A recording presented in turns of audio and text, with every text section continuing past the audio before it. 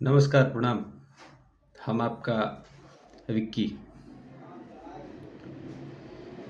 विगत कुछ दिनों से जब हम चुनाव के अवधि में जैसे-जैसे जा रहे हैं, वैसे-वैसे कुछ चीज़ें स्पष्ट होती जा रही हैं। स्पष्ट ऐसे होती जा रही हैं कि कुछ लोग जिनको मेरे बारे में मेरा नाम भी नहीं पता था, ये सारी चीज़ें थी, वो उन लोगों तक पहुंच रही हैं। हमको इस बात की बेहद बेहद खुशी है कि हम आपका वो आवाज़ बन पा रहे हैं जो उन लोगों तक पहुंचनी चाहिए था। हम आपके उस हक की लड़ाई लड़ रहे हैं जो हक आपसे छीन लिया गया था। हम इस चीज़ के सख्त विरोधी हैं कि एक राजा का बेटा ही राजा बने। हमारे बच्चों को कभी ये नहीं सिखाया जाता है कि तुमको पॉलिटिशियन बनना है। हमारे छोटे भाई, वैसे लोग जो अभी पढ़ाई के क्रम में घूम रहे हैं, निश्चित तौर पे वो भी पढ़ने के बाद 2 साल जॉब की तैयारी करेंगे या 2 साल किसी कॉम्पिटिटिव एग्जाम की तैयारी करेंगे। बेशक उनको करनी भी चाहिए और बहुत अच्छे ढंग से करनी चाहिए ताकि वो किसी अच्छे मुकाम पर पहुंच सके। लेकिन उनको ये मुकाम क्यों नहीं दिया जाता है? हमारे बच्चों को एक अच्छी शिक्षा व्यवस्था एक ऐसे पैमाने पे आप सोच के देखिए, जैसा मान लीजिए कि कोई हमारे यहाँ अनुसूचित जाति अनुसूचित जनजाति की बात आती है। अनुसूचित जाति और अनुसूचित जनजाति के बच्चे आज भी प्राइवेट स्कूल में पढ़ने में सक्षम नहीं हैं। यह हमारे देश की आज़ादी के 75 साल के बाद की स्थिति है। हमारे जो भी फॉरवर्ड में बहुत सारे लोग हैं जिनको हम लोग आमतौर पे कहते हैं जनरल कैटेगरी वाले लोग। जनरल कैटेगरी वाले लोगों को भी अगर आप देखें तो बहुत सारे ऐसे लोग हैं जो अपने बच्चों को बड़ी महंगे स्कूल में पढ़ाने में आज भी सक्षम नहीं है। उनके बच्चे आज भी सरकारी स्कूल से पढ़ रहे हैं, जबकि उन्हें भी पता है कि सरकारी स्कूल की व्यवस्था अच्छी नहीं है। ना तो उस व्यवस्था को अच्छी करने की कभी कोशिश की गई है, ना हमने उन चीज़ों के बारे में कभी तलाशी ली है, ना हमें इस बारे में जानकारी है कि उसका प्रॉपर शिकायत कहाँ कर सकते हैं और हमें उसके लिए कैसे लड़ना है। कई जगह पे स्कूलों की स्थिति खराब है, कई जगह पे स्वास्थ्य क्षेत्रों की स्थिति खराब है, कई चीज़ों की स्थितियाँ खराब है। ऐसे नहीं है कि सिर्फ एक ही 2 चीज़ों की स्थिति खराब है। मेरा कंसर्न ये है कि वैसे लोग जो आपके यहाँ से जनप्रतिनिधि रह चुके हैं या जनप्रतिनिधि हैं, क्यों नहीं वो अपने क्षेत्र की जनता को अपने खोले गए स्कूल में पढ़ाते हैं? बड़े बड़े लोग हैं जिनको आप लोगों ने चुन रखा है, क्यों नहीं वो अपने क्षेत्र के बच्चों को 50% छूट पे उस स्कूल में पढ़ाते हैं? क्या आपको लगता है कि आपका बच्चा फटा हुआ कपड़ा पहन के उस स्कूल में भी एंटर कर सकता है जिस स्कूल को उन लोगों ने खोल के रखा है? आपको आज भी इस बात को सोचना पड़ेगा कि क्या सही में आपके जो जनप्रतिनिधि है वो किसी गरीब के लिए हैं?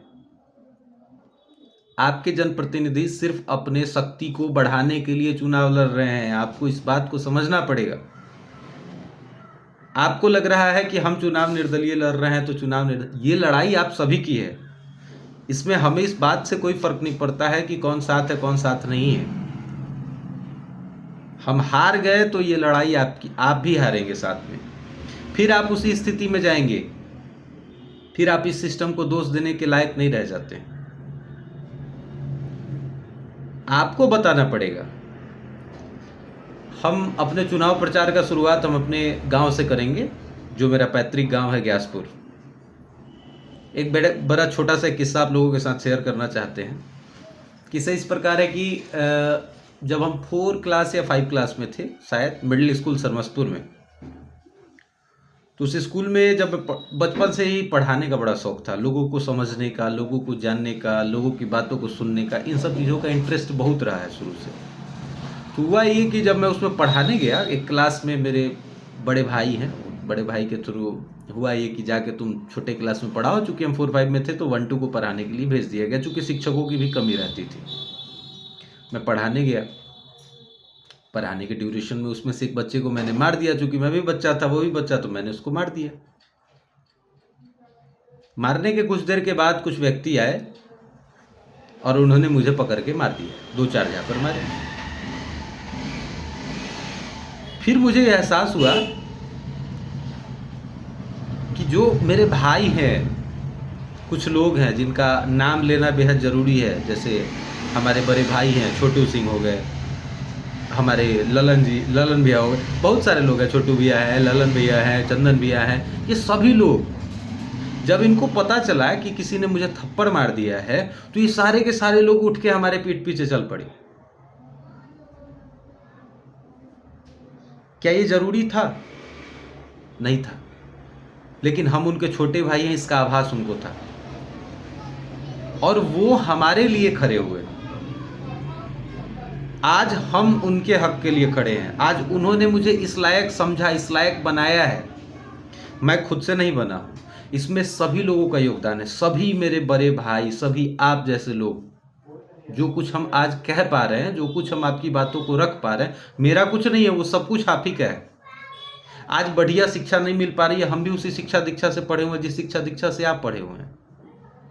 हम भी उसी परिवेश से आते हैं, हम भी वही चावल खाते हैं जो आपके यहाँ बनता है, हम भी वही कपड़ा पहनते हैं जो आप पहनते हैं, हम भी वही फ्री का कपड़ा पहन के बैठे हुए होते हैं। लेकिन तब भी आपको इस बात से समझ नहीं आती है कि आपके लिए क्या जरूरी है और क्या जरूरी नहीं है। आज जब मैं बच्चा था और उस समय सारे लोग मेरे पीठ पीछे दौड़ पड़े, तो मुझे लगा कि सही में मेरा भी कुछ है, मेरा भी कोई है। आज जब हम इस युद्ध भूमि में अकेले खड़े हैं, तो इस समय भी हम अकेले नहीं हैं, हमारे भाई हमारे साथ हैं। चाहे वो जहां हो, जैसे भी हैं, वो हमारे भाई हैं, और हम ये चुनाव उनके बदौलत लड़ना चाहते हैं। इस बात को आप याद रखिएगा। हर एक आदमी में एक विक्की है, और हर एक विक्की में वो आप हैं। जो हम झेल रहे हैं वो आप भी झेल रहे हैं। और अगर आप चाहते हैं कि वो चीजें बदले, तो उसमें आपको भी हमारा साथ देना पड़ेगा। अगर आप साथ नहीं देंगे, आप इस बात को समझते नहीं है, जो हमारे बड़े अभिभावक हैं, वो कुछ लोग जो हैं, जिन नेताओं के मन में ये चीज़ भरा हुआ है कि हम 500 रुपये 2000 रुपये में जनता खरीद लेते हैं।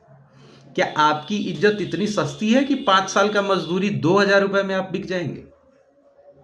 आप किसी नेता के खिलाए हुए मटन पे बिक जाएंगे? इससे बढ़िया अपने जमीर को जिंदा रखिए। नहीं खाएंगे, नहीं खाएंगे, हमारे पास बाप दादा की दी हुई संपत्ति है, हम उस पर खेती करके खा लेंगे। 2000 रुपये में 5 साल आपका ले रहा है। 1 रुपए के बराबर आपकी औकात पर डे की लगा रहा है वो लोग, और आप तब भी वही चीज सोच रहे हैं, जाति पाति धर्म।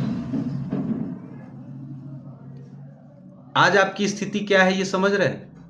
आज सरेआम आप समझ रहे हैं, कहीं कहीं भी सड़क पे जाना, हमारी माँ, हमारी बेटी, हमारी बहन, उनको उनका अधिकार क्यों नहीं मिला आज तक?